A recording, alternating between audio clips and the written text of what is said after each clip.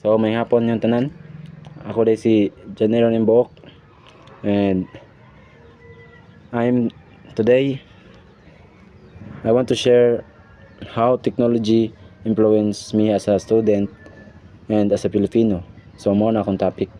So as a student, dako kayo og tabang ang technology. With my phone or laptop, maka-learn ko anytime and anywhere.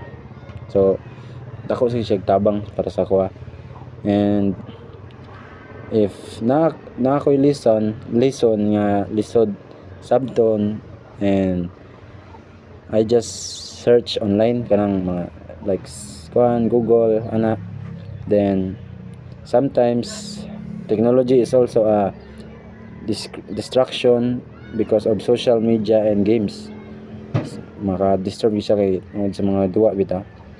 Then as a Filipino citizen, technology helped me maka-update sa tanang kuan ng through internet.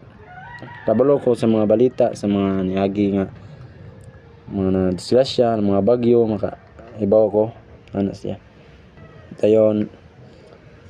But we should careful because dili man tanan na makita ta sa online kay tinuod mga nana, kay nabay uban kay fake kanang daghan kay mga buhat og mga fake news kay para nana para makakuha lag views nana ma-viral.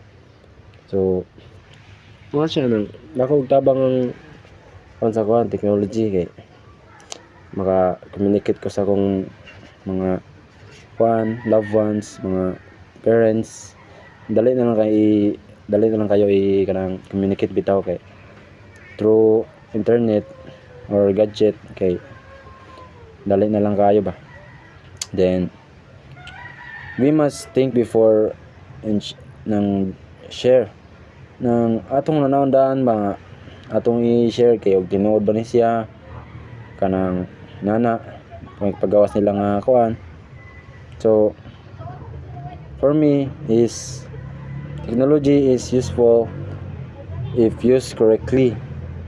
Kung imo siya gamiton sa maayo ang internet or technology, and makatabang sad siya to makahimo kang responsible nga tao or person nga mo atag siya og mga